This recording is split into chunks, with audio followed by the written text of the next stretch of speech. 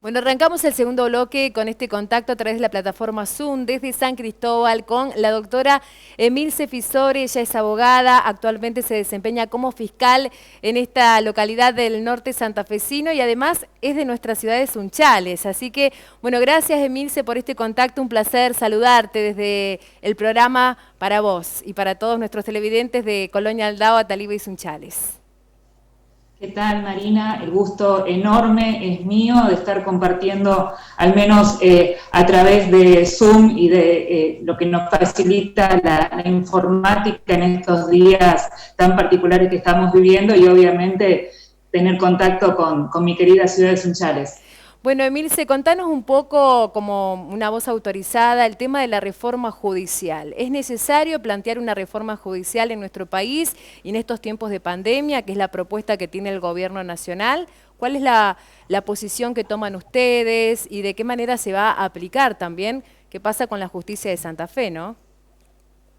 Sí, mira, yo creo que la mejor respuesta para pensar este tema es acudir a la Constitución Nacional. Es decir, la Constitución Nacional no es un conjunto de artículos, no es un texto que solamente debemos manejar los profesionales del derecho, sino que entiendo toda la ciudadanía desde el momento en que tenemos capacidad de comprender como habitantes de este país. ¿Y por qué te digo eso, Marina? Porque para analizar si es oportuno o no, si es necesario o no, llevar adelante una reforma judicial, hoy, antes o más adelante, siempre vamos a encontrar respuesta en la Constitución Nacional, en la ley más importante que tenemos dentro de la estructura jurídica, al lado, obviamente, de los tratados internacionales de derechos humanos que revisten desde el año 1994 igual jerarquía.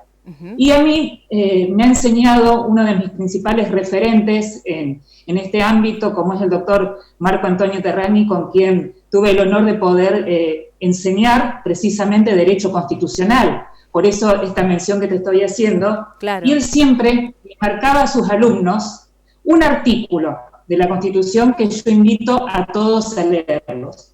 Es el artículo 19, que consagra dos principios fundamentales, como es el principio de legalidad, que ningún habitante puede ser obligado a hacer lo que la ley no manda, ni privado de lo que la ley no prohíbe, y por otro lado, que las acciones privadas, es decir, lo que hagamos en nuestro ámbito privado, en nuestro ámbito interno, y que de ningún modo afecten el orden, la moral pública o los derechos de terceros, quedan reservados a Dios, dice el texto de la Constitución, y exenta de la autoridad de los magistrados.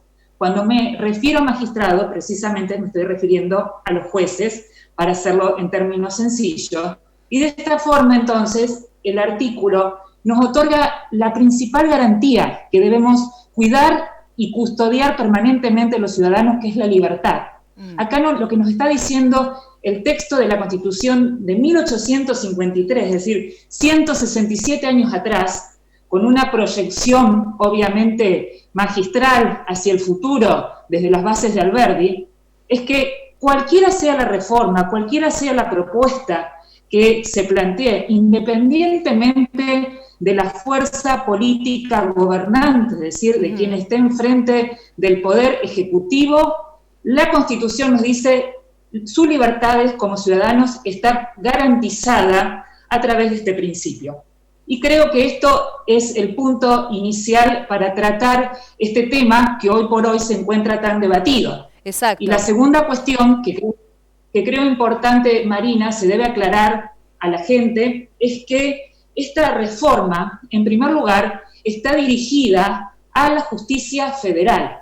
En nuestro país tenemos dos órdenes, es decir, dos jueces, los juzgados ordinarios, como se los llama habitualmente, locales o provinciales, que están a cargo de cada una de las provincias, y la justicia federal, que es la justicia nacional, hacia donde, como te decía, está pensado esta reforma o estas reformas, y esta justicia federal se llama de excepción, porque precisamente cuando una persona habite el lugar de nuestro país que habite, tiene un conflicto civil, comercial, laboral, penal, el juzgado al cual va a acudir, en primer lugar, para que la gente lo comprenda más fácilmente, es un juzgado ordinario, es la justicia provincial, no es la justicia federal, repito, hacia la cual está pensado, respecto de la cual está pensada la mayoría de los puntos que comprende esta reforma.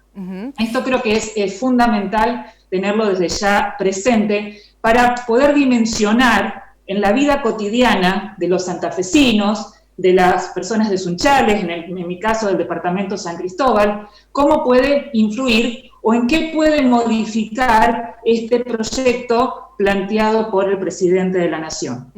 ¿Y en qué puede modificar? Bien, yo creo que uno de los temas fundamentales es el juicio por jurados. Si bien no es lo que los medios le han dado mayor relevancia, porque lo que se ha tratado, si todos escuchamos o leemos las distintas noticias, tiene que ver con el traspaso de competencia de la justicia federal a la Ciudad Autónoma de Buenos Aires. Esto directamente no nos influye. La composición de los jueces, es decir, cuántos jueces integrarán la Corte. Esto si tenemos en cuenta que un recurso extraordinario, es decir, una causa que se inicia en la ciudad de Sunchales o en la ciudad de San Cristóbal, para que pueda llegar a la justicia nacional o a ser resuelta por la Corte Suprema de Justicia de la Nación, debe atravesar por lo menos 4 o 5 instancias, con lo cual procesalmente es muy complejo, porque solo unos pocos casos llegan a conocimiento de la Corte. Entonces, como te decía antes, si descartamos estas cuestiones o que se encuentra previsto la reforma del sistema de régimen jubilatorio de jueces y funcionarios de la justicia federal, creo que debemos rescatar dos temas fundamentales. Uno tiene que ver con el juicio por jurado, respecto del cual también en nuestra provincia es intención que se implemente a la brevedad. Porque en la provincia de Córdoba... Perdón, no, te decía que en la provincia de Córdoba ya está implementado el tema de la justicia por jurado, ¿no? El sistema de juicios por jurado. Porque esto tiene que ver con los códigos procesales penales, que sí los dicta cada provincia, y que aplican dentro de su territorio. Por eso nosotros en Santa Fe, de acuerdo a nuestro código, aún no lo tenemos implementado, y sí, como mencionas vos, en la provincia de Córdoba. Bien. Pero esto mismo, entonces, es intención que se aplique al fuero federal. Y cuando hablo de fuero federal, estoy hablando, por ejemplo, de un caso de estupefacientes, estoy hablando de temas vinculados con residuos peligrosos, trata de personas, lavado de dinero. Esa es la materia, por lo menos en lo que a mí me compete de la cuestión penal, que corresponde entender a los juzgados y fiscales federales. ¿Y por qué Sí, no, ¿y por qué se debate tanto, doctora, el tema de la transparencia, que esto con esta reforma judicial se terminaría con el sistema de corrupción que existe en la justicia, que la gente está reclamando más credibilidad, que de hecho es así, y parecería que es una reforma judicial pensada solamente para Buenos Aires, por lo que usted me está diciendo? Vuelvo a lo mismo, Marina, porque la información al interior debió haber llegado con otro filtro o con otro matiz, haciendo esta principal distinción en qué juzgados o qué jueces atienden nuestros conflictos y qué jueces atienden los conflictos que le incumbe a la nación en su conjunto o, por ejemplo, a los ciudadanos de la Ciudad Autónoma de Buenos Aires. Entonces, teniendo en cuenta estos criterios y respondiendo a tu pregunta, nuevamente te contesto, la solución está en nuestra Constitución Nacional y en las leyes que en consecuencia se han dictado tanto a nivel nacional como provincial, que no pueden nunca contradecir su texto. Y te digo esta cuestión porque no hace falta reformar ninguna ley para que un juez cumpla sus funciones como corresponde, para que un juez se desempeñe correctamente aplicando el derecho en un sistema como el nuestro, donde el juez debe aplicar el texto de la ley y debe hacerlo, obviamente, a partir de las reglas de la sana crítica y con absoluta objetividad. Esto lo marcan nuestra ley suprema, los tratados internacionales de derechos humanos y el resto de la legislación. Por lo tanto, no es necesario, desde mi humilde punto de vista, que se introduzca ninguna cuestión en particular o que se haga referencia a un eventual proyecto, porque los parámetros que deben seguir todo juez o todo fiscal a la hora de ejercer sus funciones están dados por la misma Constitución Nacional. Y por otro lado te digo, porque también lo he escuchado en los últimos días, creo, desde mi humilde opinión también, no es necesario tampoco una reforma de la Constitución Nacional. Esto sí es serio, este tema que por ahí se deja ver o se plantea como una cuestión política del momento, sí, no debe ser entendido así. Por más que se haya reformado en el año 94. Sí, absolutamente, Marina, porque siguiendo el régimen rígido que prevé la misma Constitución también para su reforma, no puede seguir los vaivenes políticos el texto de la Constitución.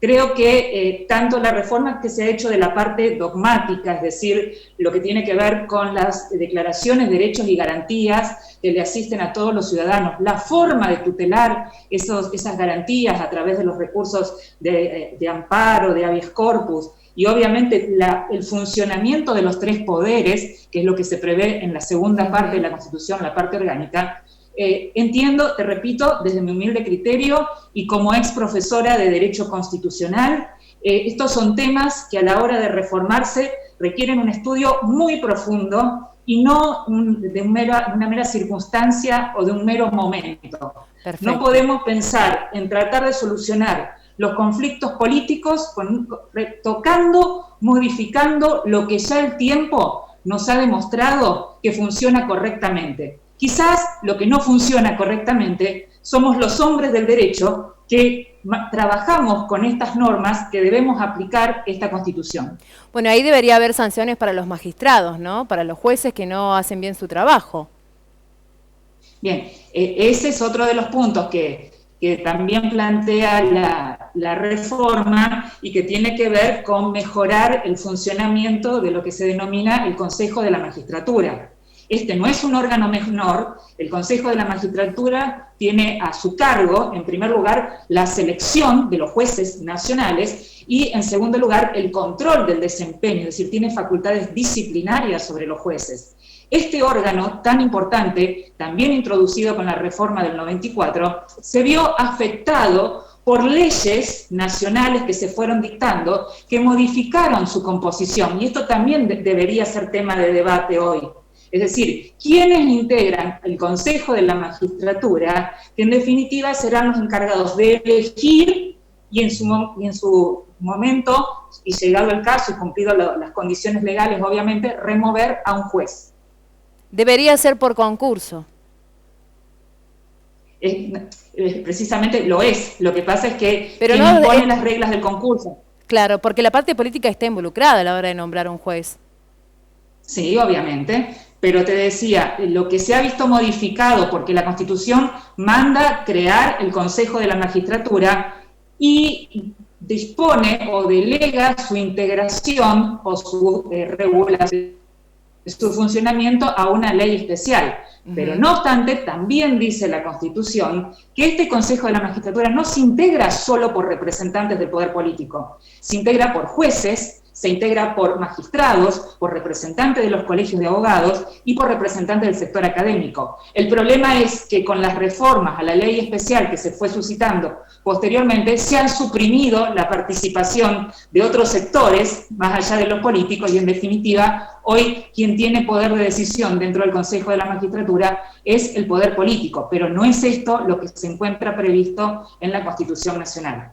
Por eso insisto con que allí están todas las respuestas a nuestras preguntas y las herramientas para interpretar la información que a veces busca colonizarnos desde lugares muy, muy distantes a los nuestros. Y es así, de alguna u otra manera, para que la gente en casa entienda, y te lo paso en limpio, si no lo querés decir vos, me hago cargo de lo que digo, todo está en nuestra Constitución. Somos un país republicano y federal, por lo tanto, la República, el Poder Ejecutivo debería ser independiente, ¿sí?, del Poder Ejecutivo y Legislativo. Si cada uno de nosotros haría lo que le corresponde, no necesitaríamos ninguna reforma.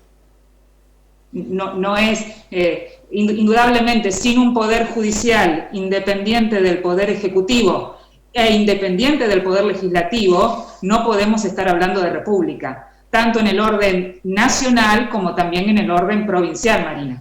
Bien, gracias. Ha sido muy clara, doctora Emilce Fisore. Tengo tantos temas para hablar contigo, Emilce, pero en otra oportunidad seguramente vamos a conversar acerca de tu trabajo en San Cristóbal como fiscal, con toda esta situación que te has tenido que reinventar también a través de plataformas virtuales, llevar adelante audiencias. ¿Qué pasa en tiempos de pandemia? Si se han incrementado los delitos. Hay tantos temas por hablar, ¿te parece? Muchísimo estoy a tu disposición cuando quieras, Marina. Te mando un abrazo enorme a vos.